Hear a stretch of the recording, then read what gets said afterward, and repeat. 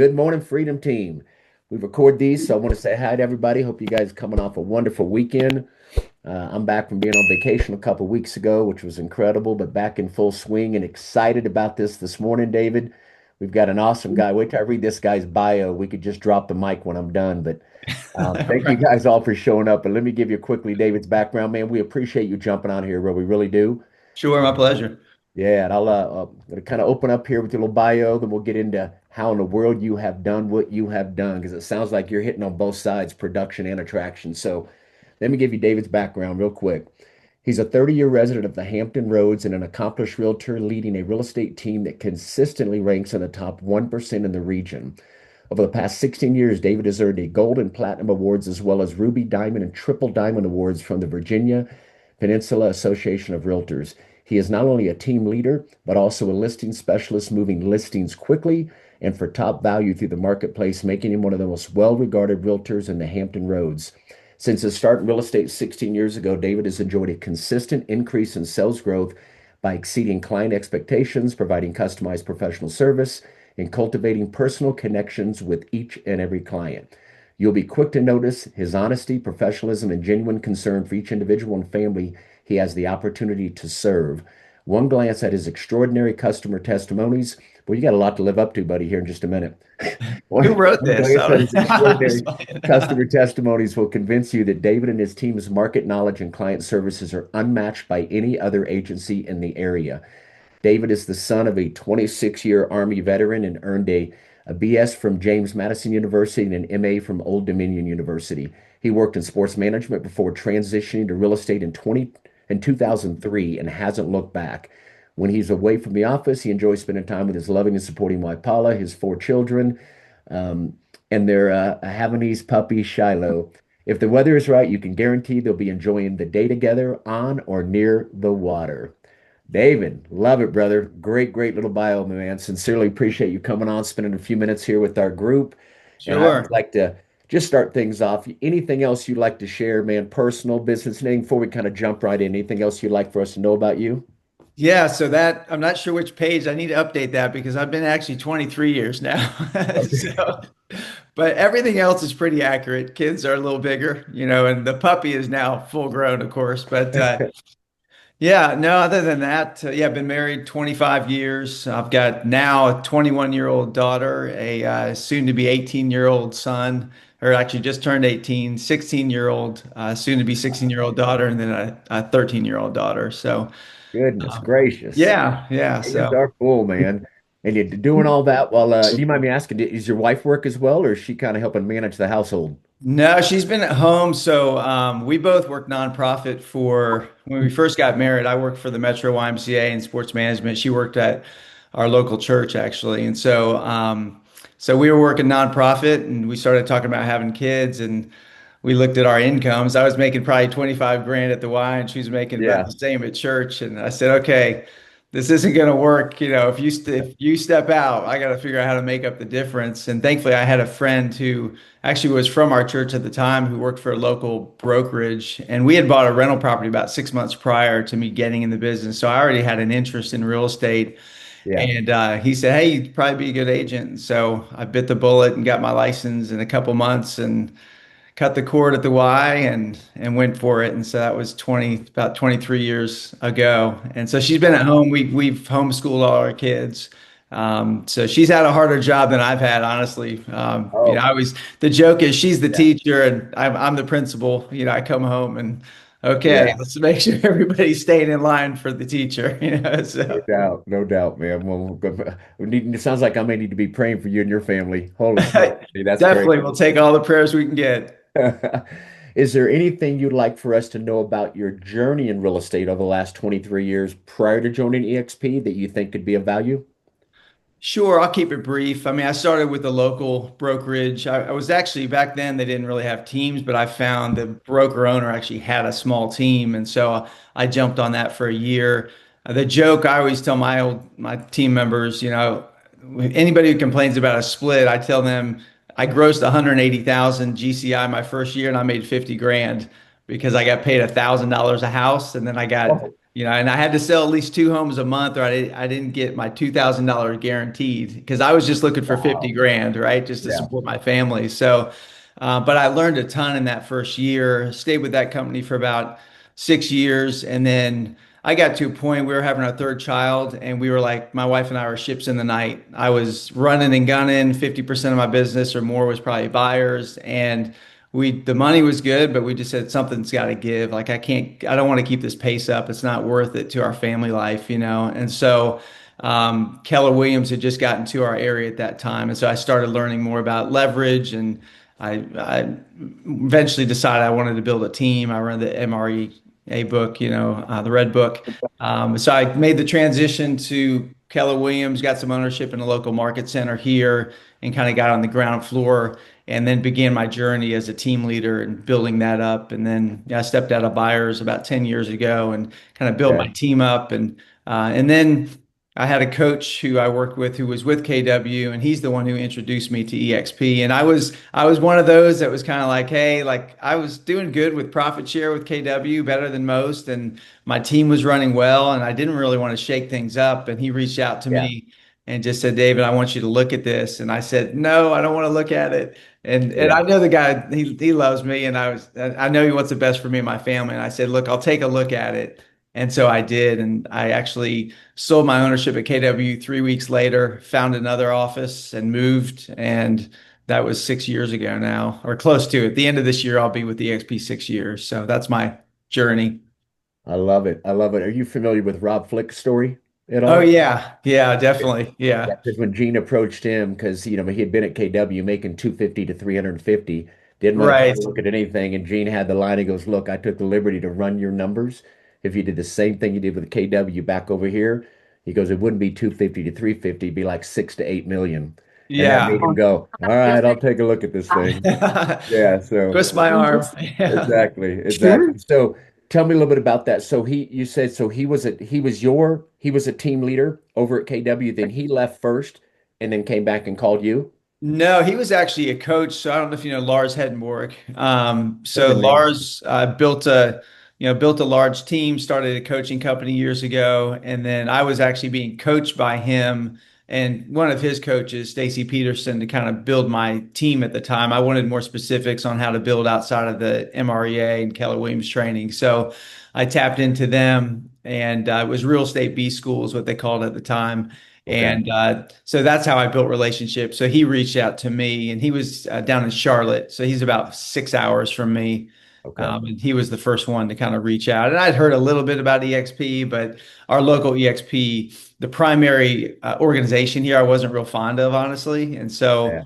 I didn't really give him time of day until he called me and said, take a look.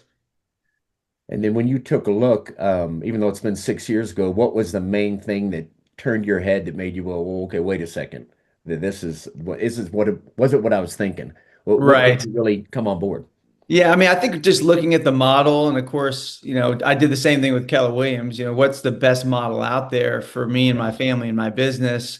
And when I really looked at them side by side, it became a bit of a no-brainer. And for me, I always say every agent has a pain point, right? It just depends where you're at in your career. And for me Yeah. at that time, my pain point was I was on a different hamster wheel. I wasn't on the hamster wheel of buyers and sellers, but I was on the hamster wheel of agent retention. And Ah, so, I was bringing agents on my team and they would stay on for a year, some 3 or 4 years, but then eventually, they would learn what they need to learn and get off the team. And that's yeah. what I wanted. I wanted to run my team with an open hand, and I didn't want to keep agents to myself for my own benefit. But that also hurt me when an agent would leave. It hurt me financially. It hurt me from a Yeah. time perspective. And so, and relationally too, I still stayed friends with them, but we were no longer truly in business together. And so Yeah. what I really liked about this model, the revenue share was a big part for me because of where I was at in my career.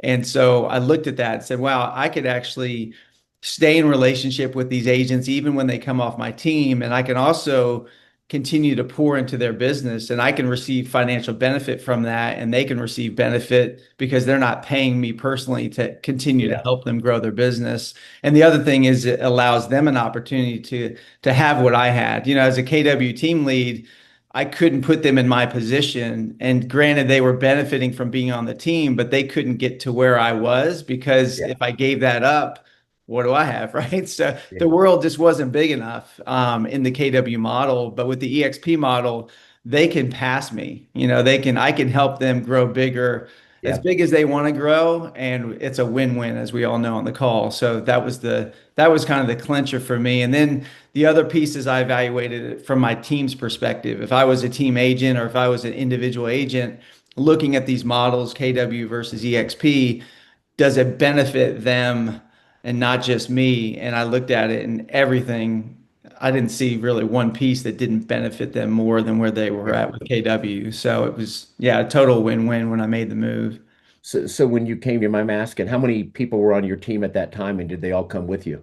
Yeah, at that time, I had six agents, and four of them came with me. Two of them probably shouldn't have, to be honest, shouldn't have been on the team at that time. They were just Yeah. kind of not, we have a big turnover in our industry, and that happens on teams too. So I had Yeah. four agents come with me that were on my team at the time. Gotcha. So for everybody to understand that might be on here or listening to the recording, the benefit he's talking about, bringing a team over here, and if he's got a traditional team, but at some point in time that agent wants to spin off, they're still in his revenue share group, right? So you don't lose them at all. With Exactly. that being said, David, do you mind me asking, have you, we'll start digging into how you built your big team here over the last 6 years, but have you called on a lot of other team people that own team or have teams and so forth? Have you done some of the recruiting by pulling those kind of folks on as well?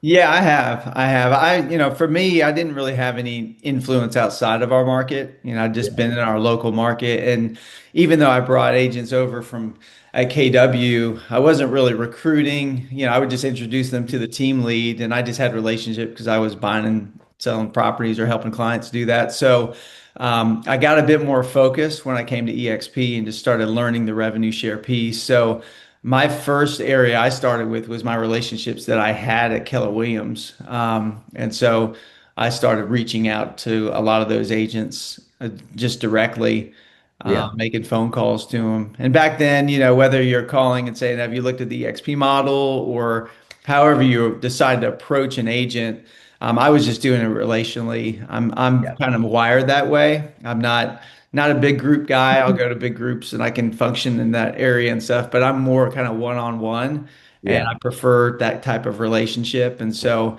that's really how I kind of started digging in is I just said, who do I want to be in business with? Who do I think would benefit from this model? Who have I enjoyed working with at Keller Williams? And so that was where I started I initially. got you.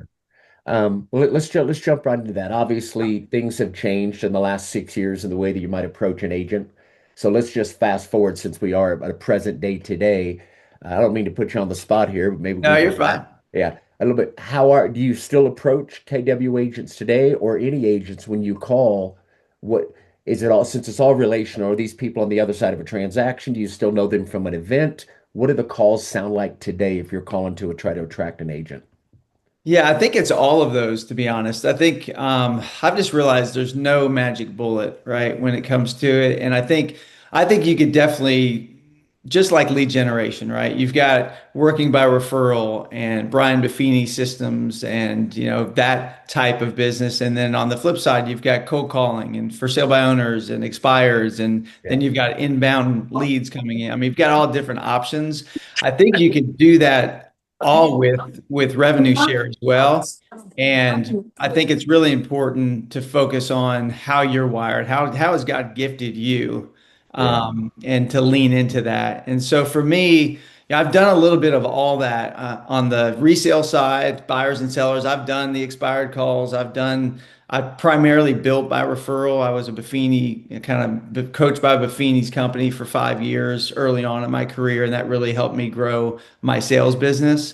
Yeah. But when it comes to reaching out now, I think it's about being aware of the opportunity. And what I find is a lot of agents will compartmentalize my sales business and my revenue share, but it's hard sometimes to pick up the revenue share business piece when you're focused because your primary income is coming from the sales. So I Yeah. find a lot of times the revenue share gets put on the back burner and it never really gets taken off there very often. And so that's where I think you've got to raise your, as an agent, at least who's in the field every day, you have to raise your level of awareness and look for the opportunities. Because once you start doing that, they're out there, they're all around you. And the Yeah. analogy I give is, if I'm bowling, right? I don't bowl much now. I used to be on a league a long time ago when I was little, but if I'm bowling and 2 lanes down, I hear somebody say, "Hey, unfortunately, my grandmother passed away and we're selling your house." As an agent, I'm not an ambulance chaser, right? But I'm not an Yeah. idiot here. Grandma passed away. I'm going to build some relationship there to have a connection before I leave that bowling alley that maybe they need Yeah. an agent to help them sell that house. The same thing with revenue share. As you raise that revenue share antenna, then you're talking with agents every day. And now you have opportunity because you're listening for pain points. You're listening for agents that you enjoy talking with that might be easy to pop the question to about EXP, or might be easier than some agents. If I had a good transaction with an agent, or I'm having a good transaction, at some Uh-huh. point I'm looking for an open door just to say, "Hey, Sean, I've really enjoyed working with you. I was just curious if you ever looked at the EXP model before." Or, "Hey, Sean, like, man, you're a fantastic agent. I would love to be in business with you. And the bottom I'm in actually allows us to have that opportunity. Would you be open to grabbing some coffee and just talking about it?" Or, "Hey, Sean, you said this when we were doing this deal. I know the market's really tough right now because of the interest rates. These are some things I'm doing. I'd love to share with you kind of what I'm doing to get more business if you're interested in that." I mean, those are three different ways you can approach that are, for me, all very authentic and organic. And I Yep. think that's the key is, as long as you're staying in authenticity and Yep. you're coming from a place of contribution. I always look at revenue shares. I have a blessing and a gift to share with another agent that could change their life and could change the Yep. life of their family. And Well, who am I to hold that back? And it took me a while to get there because at first I felt a bit more like almost the sales side, right? Where it's like I'm yeah. trying to convince somebody of something, and that makes us feel like we're doing it just for ourselves. And when we're Yeah. feeling like we're just doing it for ourselves, it doesn't come up authentic. And agents, I think agents are better at reading that than most of the general public because we're in sales and they Yeah. can sense that. And Yep. so I think we've got to stay in an authentic place to who you are and then communicate, like I said, how God's wired you to communicate. You might not want to call anybody. Maybe you're just doing handwritten cards, and that can work still, right? Like, you just got to figure out what you need to lean into that you're actually going to do it. And that doesn't mean you don't learn certain skill sets and get better at things, but I think we have to lean into, more of how we're gifted. Yeah. First of all, let me say this, David. I love it because about every third interview I do, somebody comes across just real genuine, real authentic. Be you. Do whatever feels natural. And yeah, and it makes it so much better. And that's all my mind thinks of is how I know I truly could bless an agent if they came over and plugged in and still did Right. the work. But I know we have systems that they probably don't have where they're at. I got Tony Williams on here. Tony, I don't mean to put you on the spot, but Tony, like you, David, he's a big producer. He was with me this morning on a prior Zoom. He's cranking out 30 plus transactions. I mean, Tony, this would be a great, if you're cool with this, Tony, just kind of interact with David right now. David, do you mind sharing with the group how many people are in your RevShare group right now? Yes, I'm a little over 200, 203. Okay. So hitting that five-figure mark monthly, making life a little smoother, right? For you and the four kids and the honey and so forth, to be making 5 figures a month passive. I always think about the poor, I feel so bad for all the agents out there that are barely getting by, that you feel like you really do have to try to convince that buyer or seller to work with you because you flat need the commission versus the mindset when it's cranking and you already got the rev share. You truly are coming from a place of value. It's so much easier when you've already got that rev share coming in. But Right. I wanted to have Tony maybe because we were just on a Zoom earlier and there's all different kinds of ways to attract. And I love what you're saying. Just be you, be genuine, find out what feels good for you. But Tony, man, this would be a great time to ask David because he's a big producer as well. David, you mind asking from a production standpoint, what does that look like real quick? What do you still do Yeah, there? so well, to be honest, that's changed a lot. And the reason is kind of my focus. So I actually have in essence shut down my team. I still have an operations director and Okay. I have, I'm doing listings myself. And then I do have a couple agents in my organization that I'll refer buyers to. And Okay. I did that intentionally. when I came over, our top years, we were selling 175 homes a year. We are doing 40 to 50 million in volume, and that was great times, right? It was really good. But I think for me, being in so long, there's just a point where I got into revenue share and said, I really want to put my focus here.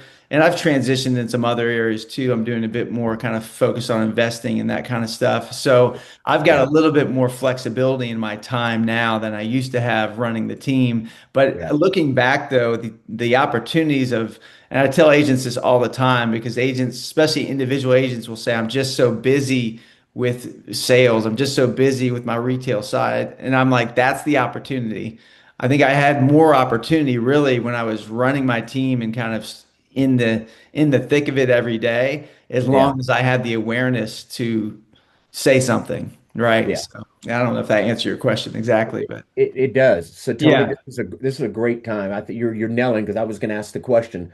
That's what I get from busy agents. And Tony said the same thing. We had another agent on this morning doing 30 plus. They're so Yeah. busy. So let's talk a little bit about that dialogue again. And Tony, if you want to ask any questions, I know you went through some of the verbiage. So you have are you do in the midst of that transaction with that agent? Are you say you whether or not you're talking through the front end, do you generally wait till the closing? And then do you reach out and say something about wanting to grab coffee, or when does that come into play, usually? Yeah, I feel the relationship out. I think there's times where it might be right when we do the contract, like if depending on their person. I think you really have to gauge the personality of the other person and kind of where you're at in the relationship with that person. And have you, not that you have to earn the right, because like I said, this is a gift and a blessing and we're coming from contribution, but if you just dive right into it, the only issue is, right, there are agents, not as many as there used to be, I don't think, but there are EXP, real LPT. You've got agents calling agents, just straight up cold calling. And so that's where we can get the bad rap, right? And then we get it. Two things happen with that. One is there's some legitimacy to that. If I call somebody who's been called 3 times by somebody, I get put in that box sometimes, right? And so sometimes I'm trying to take that wall down if I feel like there's a wall there. If I don't feel like there's a wall, I might enter into that conversation earlier in the relationship. Yeah. So, but, and it doesn't have to be just a transaction. The first thing I tell agents is if you want to do revenue share, write down a list of people you want to be in business with. If you've been selling real estate for 2 years or 10 years or 20 years, write down a list of agents that you know, like, and maybe love. Not in that way, but you know what I mean? Like it's like because you're gonna be in business with these people, and that is the most authentic call you can ever call is or you can ever do is for me to call Sean and say, man, I just have loved working with you. We've been friends, and this model is really blessing me in my business. And I just want to see if you're open to sitting down, grabbing coffee, talking about our businesses together, and just maybe there's an opportunity for us to actually be in business together, and I would love to be in business with you. And so, and if somebody shuts you down on that, it's okay. Yeah. Like Brent Gove says, like our ego is not our amigo. And so all we're doing is putting it out there. And if they shut us down, like I no longer take it personally. And I'll share a quick story. I want Tony to share, but I'll share a quick story around that. I kind of got an epiphany about a year in of doing revenue share that really changed some perspectives for me.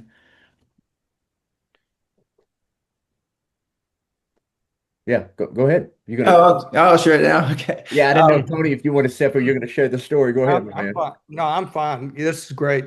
Yeah, I'll share it. So, when I was working for the wine, so actually, it was January 1st. I remember this. I always tell this. Maybe it's too personal, not that personal, but I was shaving, and so I'm like halfway through shaving, right?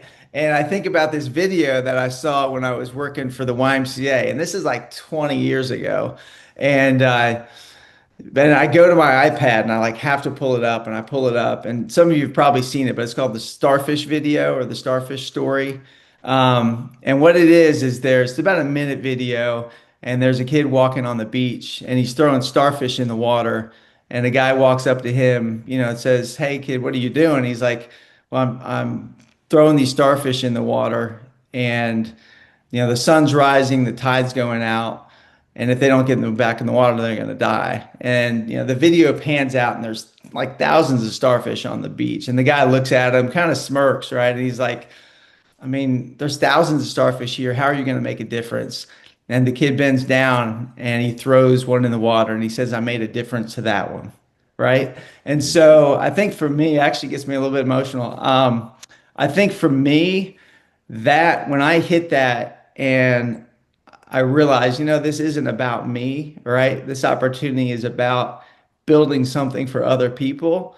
And that changed the perspective for me because now from then on, I came at it and said, you know what, like this is for other people. And granted, it's going to bless me, it's going to bless my family. But at the end of the day, like I want to bless other people with this opportunity. And that's what changed it for me, I think, mentally, as far as just any fear of reaching out to people or any reluctance to pick up the phone or whatever, because I knew in my heart of hearts that I'm doing it for the right reason. Now I'm human. I've got to keep myself in check, right? Because there is money in this as well. So, Yeah. so just like anybody else, I have to look at myself, look at my heart, and go, okay, let's get back on track. You're getting a little too like, I want another. But in general, I try to stay true to, wanting to bless other agents with the opportunity. I think if you before you pick up the phone call, like just remind yourself who you're doing this for. Yes, you're doing it for you and your family, but you're doing it for that person on the other end of that call. And if you're not, then take a minute and figure out why you're not, right? Right. Because I think if you can get in that place, it becomes much easier to do. Yeah. So Completely Dave, agree. let me ask you 200. How many are your frontline and how did you get your organization, to take on your spirit as well to attract? Yeah. Yeah. So I think I got up to, at one time, I had 25 in my front line. And, there's attrition over time. So I think I have like 15 in my front line now. And there were a couple agents who I think that's one of the hardest parts is the duplication, to be honest. I think it's agents are busy. It's hard for them to see the value of it until you actually start earning money from it and realize, okay, this is a viable option here and something I could build long term. And it does become residual. And so I had a couple agents who really saw what I saw. They've been in the business for a while. So one built about 30 or so. Another, actually two built about 30. And some would bring on one or two over time. And I'd share exactly what I'm sharing with you all. I think, and like I said, in full transparency, it's not easy. It's just like sales isn't easy, but it's a matter of like, I tell folks, let's say you can get to 100,000, right? I mean, what else can you do building 100,000? I think I put a post a few years ago. I'm not a big social media guy, but I'm on there because I'm a realtor, right? And Mhm. but I think I put on Instagram or on Facebook. I did a quick video in my car, and I don't do a ton of video or anything. And I just said, like, would you dig ditches for 3 years if it meant for the rest of your life you could earn $100,000 plus a year, right? And people Yeah. on there are like, oh yeah, I'd do that, I'd do that, I'd do that. And then so some of them were agents. So of course those agents I reached out to because I said there's an opportunity here where if you just work hard for a certain season you could build it to where you're earning, over at least $10,000 a month or more. Yeah. So when you look at that opportunity, but I think it's hard for agents to see that. And, I've tried to help those who want to duplicate. I have realized that I can't be the motivation for everyone. And I want to be there for agents who want to do it. But I think I've come to some places where I wasn't maybe 4 or 5 years ago of just acceptance in a good way and I'll share that a bit about even bringing certain agents over and not bringing certain agents over. But I'm want to be there to run with those who want to run. And there's not that many who want to run. I have one agent right now. We actually created our own organization on top of my sponsor's organization. It's more for Christian realtors. He started a organization called the Faithful Agent, which is broker agnostic for all agents, for believers in the business. And so we started something called the 210 Collective. And, so we started building that way. So that agent right now, he has actually 50 agents in his organization. And the last probably year I've just spent helping him build that. Yeah. So there's different ways to do it, but yeah, I'd say for me, from a leader standpoint, I just want to help those who want to build, and those who don't see the opportunity, I want to help them see it. But I can only do so much, and that's the part that I've kind of come to accept that, you can lead a horse to water, right? I'm just gonna say it. Yeah. Yeah. Those without vision perish. I always think of Stephen Covey when I read that book years ago when I was in the business world and we all broke it down. But that last habit, begin with the end in mind. And Tony, this is just where I was coming from. I was so burnt out on starting every year before I ever got into EXP. Just every year, like, God, dog, and I got to make more money. I got to make more calls, got to make more sales this year than I did last year. And I just started to get burnt out. That's why I started looking at the world of direct sales. When I saw the EXP model, I wanted it so bad. I was tired of going, God, I don't want to get into my 60s and I gotta freaking keep starting over every month, every year.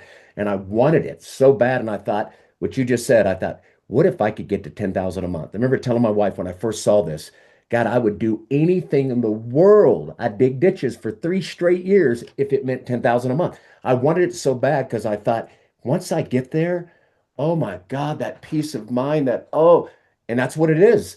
And now I'm where you are now. All I want to do is bless an agent. Like you said, I can't lead a horse to water, but I will Right. show them that, let them see what it's done for my life. And then I would say this, Tony, and for everybody, go listen to all these different people's testimonies that we've had come on, how their life looks so different. So may I ask you, David, to kind of dig into a minute.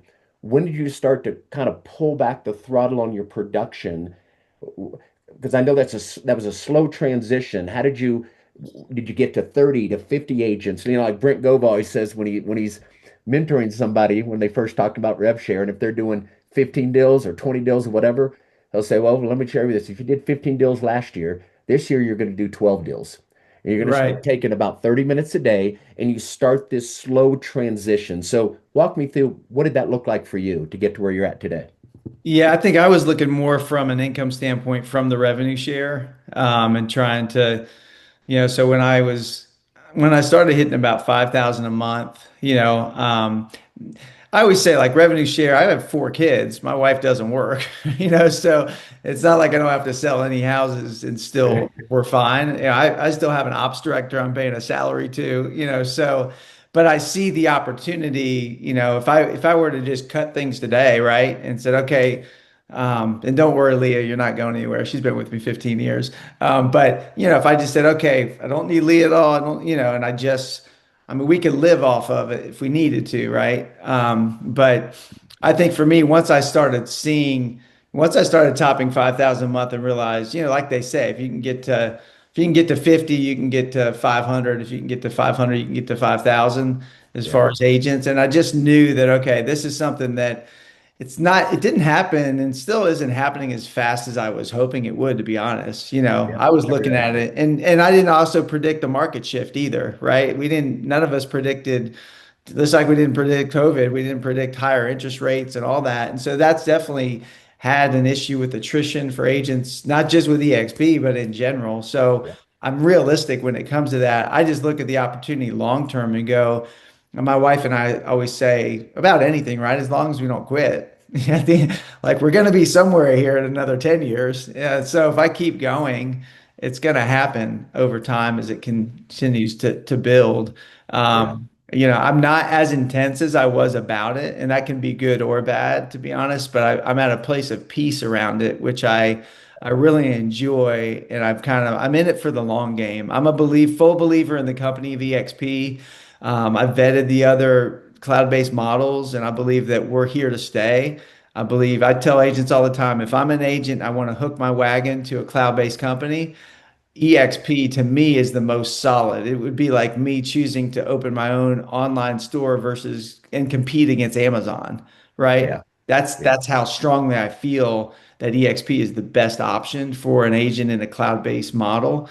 So I know we're not going anywhere. We're here for the long term. So, I mean, there's seasons as I've built where I've put on more fuel on the fire on revenue share. And I think to answer your question, I'm still doing that to this day. That's kind of how I do it is if I have plenty of business in the pipeline, I got rev share opportunity. And it may be, I may say the next month, I'm just putting fuel on the fire on rev share because I'm good. I've got enough income overall coming in. And so that's kind of how I've done it. And that's kind of how I operate anyways. I operate in sprints a bit more, whereas some people Yeah. are more the turtle and consistent. That's just not my personality as much. I'm probably just not disciplined enough, to be honest.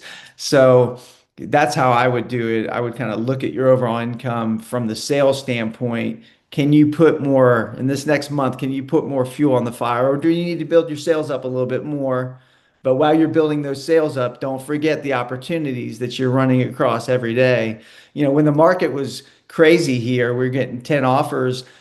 What I did is I took down my ops director would normally take all those calls. She would field all those contracts. I'd present them to the sellers. I told my ops director, her name's Leah, I said, I want to take those calls. I want to talk to those agents. And so instead, and that's not smart from a leverage standpoint. I hired an ops director to get out of all that so I could stay in, A+ activities, which was lead generation and generating more business. But then I looked at it from a rev share standpoint, and I was like, I need to build relationship with these agents. So what I did is during that season, I would get 10 offers on a house. I would call every one of those agents back, and which most agents weren't doing because we were all too busy. And I would call and just say, "Hey, Sean, thank you so much for the offer. Unfortunately, as you know, you guys didn't get it. This is why. We had multiple offers. I wanted you to be able to tell your buyer that so they didn't think it was your fault. And so." And then I would gauge the conversation. And if Sean, if you were a nice guy, you were a nice agent, and you really appreciated that, and we had good rapport, I would Yeah. write your name down and you'd get a call back from me a week or two later. And I'd say, Hey, Sean, it was great talking with you. Sorry again about not getting Main Street. I was just thinking about you. I enjoyed talking with you. I was just curious if you ever looked at the EXP model or with our organization, if you ever looked at 210 Collective. I wouldn't even lead with EXP. I would just lead with 210 Collective, So anyway, so yeah, that's like I said, that's a long answer to your question, but Yeah. I love it. And I said to Tony this morning, the other person that was on there was another Tony. They're both cranking it out. And I'm just like, I've never had home sales like that, Dave. I come from a unique background, but none of that. So it's all been pretty much recruiting. But I always think, man, if I was doing 30 transactions, and I know that 80% of the agents out there are three transactions or less, I would sure think that if I was in communication with them, they're the other side, and they knew that I was doing that kind of volume, I'd think they'd be like, God, I'd give anything in the world to kind of team up with this guy. How are you doing 30? That's another way to look at it. You truly, yeah. now you are busy and you're like, I can't really train them, but you can plug them into the Freedom Team, plug them into Jay Nelson's group. You can plug them in and you know that we have something better to offer. May I ask you this, because you just talked about the other competitors and we all know that they're struggling. What just happened with Remax this morning? I'm sure you've seen that already, right? Yeah, yeah, I just Give heard us your about it. feedback. What are your thoughts? I saw a great, we had a good text thread going back and forth this morning, but before I give any of those answers, what's kind of your thought on what just happened? Yeah, I mean, from our perspective, I look at it as opportunity. I don't know as much about the acquisition and all that yet, but I look at it and go, it's a bricks and mortar company, and there's a lot of Remax agents who know nothing about any of these cloud-based companies, and probably half of them don't even know that Real is a cloud-based company. Who knows, right? So I think it's just opportunity two ways. One, for reach out to those individual agents to say, hey, I saw, not even sure if you're aware of it or not. Maybe you've heard about it, but I know, you guys are getting acquired by Real. How are you feeling about that? And just kind of going that route. And then the other route is, I was talking with one of my partners, with 210, and I told him my approach is reaching out to those Remax owners, and to say, and the approach isn't like, hey, come to EXP, like don't go to Real. The approach is, hey, like, how is this going to affect you? Like, I'm actually genuinely curious, right? I mean, I'm Yeah, a team yeah. leader. I've never been a broker owner, so I'm genuinely curious, like, how is this going to affect you as a broker owner of this office merging into a company like Real? Because they're making money from their agents in the Remax model. So how is this going to affect you guys? So I think that's an easy way to at least with the broker owners of Remax to open up a conversation because I'm actually genuinely curious like what it's going to look like. I have no idea how they're going to do that. But for the Tell you- Remax Why don't you agent, Oh, go ahead. Just jump in. I own three Remax franchises for 25 years. Oh, wow. Yeah, but here's the deal. You got to be careful about contacting those broker owners because their Right. franchise agreement is a Yeah. contract that you are impeding, and you have to be real careful about going there. You talk to their agents all day long, but be real careful about owners of franchises. And Yeah. yeah, the thing we all have to remember is that all of these offices that were affected today, they're all independently owned and operated. Right. So really what they did is they bought the franchisor. They bought Dave Liniger. That's what they did. And Dave Mm. Liniger said nothing will change for about 6 months. But just be real careful about contacting, franchisees because they're under a strict agreement. And if you impede that, you could be held liable and all that as well. But I will tell you right now that my phone is ringing from Remax agents saying, "Hey, how does this affect me?" Because they know that I'm Yeah. Remax, and so that's where the real, and then making sure you're aware of it. Like right now, as we speak, there is a video going on right now with a guy that owns Real, and he's talking to BAM, okay, and he's telling here's why we did it, okay, and really what he did that in doing this is he took on $350 million worth of debt is what he Mm. did. He bought Wow. it for 855 or something like that, and took on a lot of debt. And Real had debt before they brought on Remax's debt. So Right. that's the thing. Just be real careful about how you talk to those owners. Yeah, no, I appreciate that. And I think that's where for me the approach is like I'm generally curious. And so especially with the Remax brokers that are friends of mine, like I'm generally curious to find out how it's going to affect them. And but I do think from a relationship building standpoint, long term, it does open that door and then, take it from there. But I totally agree with you. I don't want to infringe on any agreements they have or anything like that. Yeah. So So Sean, just cut that Tony, part out. Cut that yeah, part out of the Zoom. yeah, yeah. hey, hey, Tony, since you were an owner of three, this is Kathy, Hey, what's going to be your approach in talking to people? it's on the agent level. There's a lot of confusion right now about, do I get revenue share from Real if I'm a Remax agent? And there, if you watch Bam's presentation, it was recorded. If you just listen real close, you'll find out there's a differentiation between Real agents and Remax agents and what they get. That's going to cause a lot of confusion. Okay. Mm. So it's just knowing what the deal is, knowing what happened here. The thing about this is Real is only dealing with Remax. Compass is dealing with a myriad of companies and all their policies and all the things that go along with it. So there's a lot of confusion out there. So I would say, Kathy, just staying on the agent level and just saying, here's what we do. All of our agents are treated the same at EXP. They are. I mean, there's the same split, same cap, and all that. When I was a Remax agent, hey, it depended on how I needed to pay the bills. Some people were on 60/40, some people were on 100%. Okay. And so you just, the good thing about EXP is we all have the same model and we know what that is. And having that consistency, I think is important to the agent. Yeah, would agree. Yeah, we've never been buying agents, and that's what's happened. All those companies are, a lot of them are in debt where they were buying agents 2, 3, 4 years ago, not knowing the market was going to shift like it did. A lot of them are hurting. This is good, man. Well, you guys, obviously, this has been awesome, David. Sincerely appreciate you, man. You're just, Sure. yeah, you're just you, man. You're raw, you're genuine, you're a believer. And I think when you really tenderize your heart like it is, you come from a place of you just care. You care for other agents. What can I do to really help them grow their business? And I can sense that, man. So thank you. Um, Sure. yeah. Other questions, you guys? Yeah, Anything? anything. We're I'm good. an open book, so ask anything if you have any questions. Go ahead, Kel. Yeah, I would ask David, as you work with your agents, you've created the relationship, you've created the ability to attract. As you work with your agents on helping them see the value and then helping them step in, what would you say to an agent that really hasn't attracted anyone yet and to help them get over that hump? Yeah, I think there's two ways to do that as their sponsor. One would be, like I said, make a list or help them make the list and just say, hey, like just think of agents that you've worked with that you know in the market, and I would just put 10 people down, put 20 people down, just make a list of agents, and then I would walk through like how they could approach those agents, whether that's a phone call or whatever, figure out how they're gifted, right? And then how they're comfortable reaching out to those agents. The other piece would be, which I've done this, a lot of agents haven't taken me up on it, which I'm kind of surprised, but I'm like, if you're not comfortable with that, or if you're just too busy, then you make the list and I'll call the agents for you. And I'll say, hey, Kathy said you're a phenomenal agent. She said she would love to be in business with you. So I wanted to reach out to you. And so, I mean, it benefits me too, right?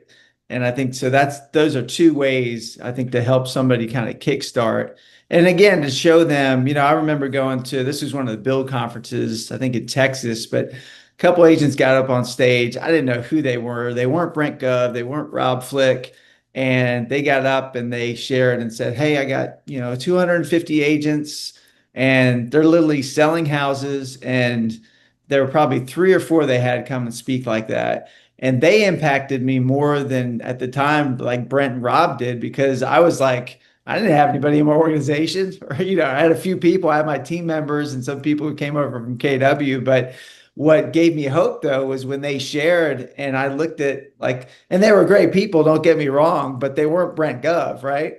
And so, but what encouraged me was like, I was thinking, man, if they can do that, Yeah. there's no reason why I can't do that. And so I share that with agents all the time. I think the mindset piece and just looking at their schedules and going, you have time to do both.